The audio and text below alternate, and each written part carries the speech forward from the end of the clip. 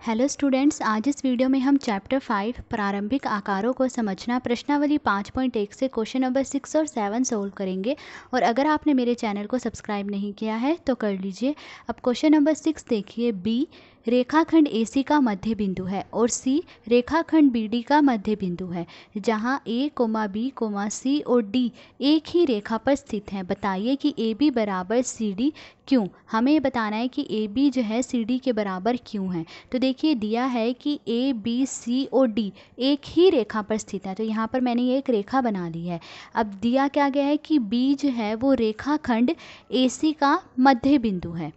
तो मैंने यहाँ पर बिंदु A ले लिया है और यहाँ पर मैं बिंदु C ले रही हूँ। तो क्या कहा है कि B जो है रेखाखंड AC का मध्य बिंदु है, मतलब B जो है रेखाखंड AC के ठीक बीच में आता है। तो AC के रेखाखंड AC के ठीक बीच पे यहाँ पे जो है मैंने बिंदु B ले लिया। आगे देखिए लिखा है कि C जो है रेखाखंड BD का मध्य बिंदु है। अब जो ये C है ये रेखाखंड BD का मध्य बिंदु है। तो देखिए यहाँ पर तो बिंदु B है, तो यहाँ पर हम क्या ले लेंगे, बिंदु D ले लेंगे। तो जो C है वो रेखाखंड BD का मध्य बिंदु है, मतलब रेखाखंड BD के ठीक बीच में आ रहा है बिंदु C। अब बताना ये है हमें कि AB जो है CD के बराबर क्यों है। तो देखिए क्योंकि B जो है रेखाखंड AC का मध्य बिंदु है B, तो AB जो है बराबर होगा BC के, क्योंकि B जो है AC का मध्य बिंदु है। तो जितना AB होगा उतना ही BC होगा, तो इसीलिए AB जो है बराबर है BC के। आगे देखिए क्योंकि C रेखाखंड BD का मध्य बिंदु है। अब क्योंकि C जो है रेखाखंड BD का मध्य बिंदु है तो BC बराबर होगा किसके, CD के। तो इसीलिए BC बराबर है CD के।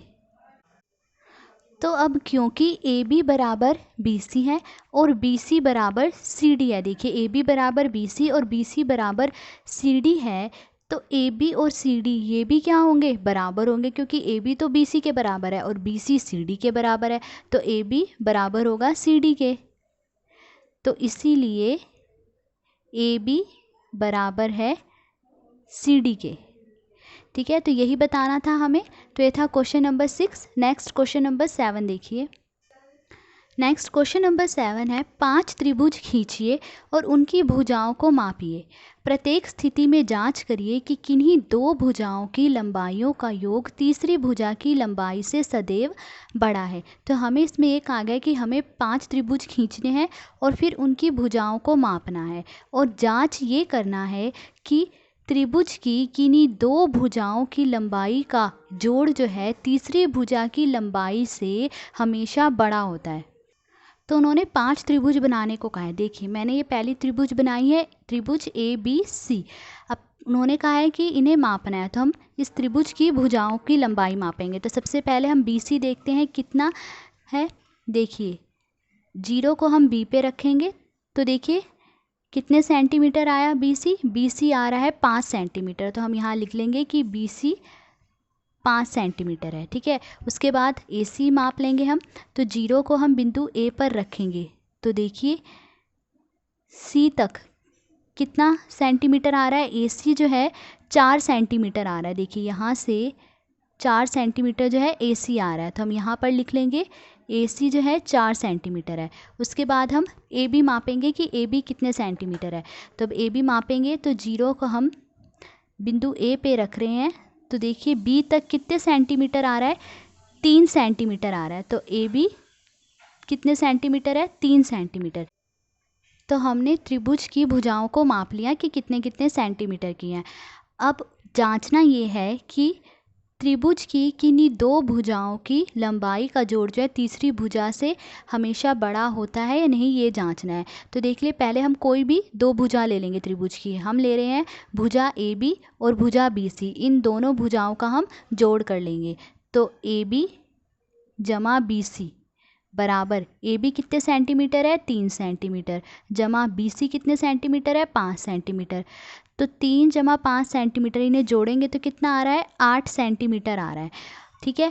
अब देखिए ये दो भुजा लिए हैं हमने, तो क्या इन दो भुजाओं का जोड़, तीसरी भुजा कौन सी है, AC, AC से बड़ा है। देखिए AC कितनी है, 4 सेंटीमीटर, और इन दो भुजाओं का जोड़ कितना है, 8 सेंटीमीटर। तो दो भुजाओं का जो जोड़ है वो बड़ा है किससे, तीसरी भुजा AC से। तो पहले हमने ये दो भुजाएं ली थी, अब हम ये भुजा और ये भुजा लेंगे। तो अब हम BC और भुजा AC लेंगे। तो BC जमा AC बराबर, BC कितने सेंटीमीटर है, 5 सेंटीमीटर, फिर जमा AC कितने सेंटीमीटर है, 4 सेंटीमीटर। तो इनको जोड़ेंगे तो 5 में 4 जोड़ेंगे कितना आया, 9 सेंटीमीटर। और तीसरी भुजा कौन सी रह गई है, AB रह गई है। तो देखिए इन दो भुजाओं का जो जोड़ है कितना, 9 सेंटीमीटर, वो बड़ा है तीसरी भुजा AB से। AB कितने सेंटीमीटर है, 3 सेंटीमीटर, तो 9 सेंटीमीटर तो बड़ा हुआ 3 सेंटीमीटर से।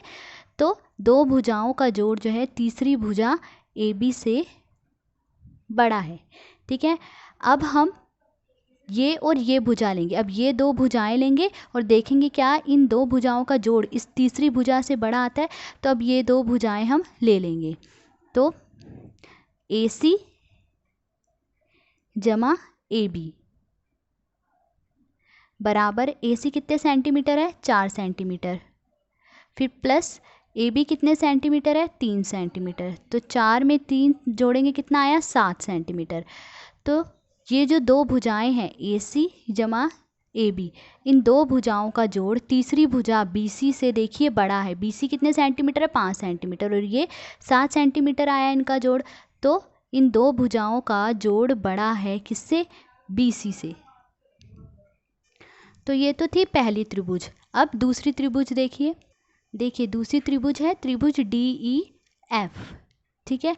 तो पहले इस त्रिभुज की भी भुजाओं को हम मापेंगे। तो पहले देखिए DE कितने सेंटीमीटर है, ये भुजा मापेंगे हम। तो हमने जीरो को जो है D बिंदु पे रखा, तो कितने सेंटीमीटर आ रही है, देखिए 7 सेंटीमीटर आ रही है। तो भुजा DE कितने सेंटीमीटर है, 7 सेंटीमीटर। उसके बाद हम भुजा FE माप लेंगे। तो देखिए भुजा FE कितने सेंटीमीटर है, ये है, देखिए जीरो को हमने बिंदु F पे रखा तो कितने सेंटीमीटर आ रहा है, 4 सेंटीमीटर। तो ये भुजा EF कितने सेंटीमीटर है, 4 सेंटीमीटर। तो हम यहाँ पे लिख लेंगे 4 सेंटीमीटर। अब भुजा FD मापेंगे। देखिए जीरो को मैंने बिंदु F पे रखा तो कितने सेंटीमीटर आ रहा है, देखिए ये 6 सेंटीमीटर आ रहा है। तो भुजा FD कितने सेंटीमीटर है, 6 सेंटीमीटर है।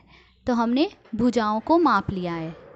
अब इस त्रिभुज में भी हम जांच करेंगे कि क्या दो भुजाओं की लंबाई का जोड़ तीसरी भुजा से बड़ा होता है या नहीं। तो पहले हम दो भुजाएं ले लेंगे। तो भुजा हम ले रहे हैं पहले FD और DE, ये दो भुजाएं ले रहे हैं हम। तो FD जमा DE, तो इन दोनों भुजाओं को जोड़ेंगे तो FD कितने सेंटीमीटर है, 6 सेंटीमीटर, प्लस DE कितने सेंटीमीटर है, 7 सेंटीमीटर। तो 6 में 7 सेंटीमीटर जोड़ा हमने, कितना आया, 13 सेंटीमीटर। तो देखिए इन दो भुजाओं का जोड़, तीसरी भुजा कौन सी है, FE, ये कितने सेंटीमीटर है, 4 सेंटीमीटर।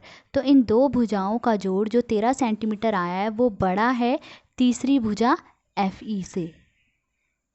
ठीक है, ये दो भुजाएं तो हमने देख ली। ठीक है। अब हम ये भुजा और ये भुजा ले लेंगे। तो भुजा DE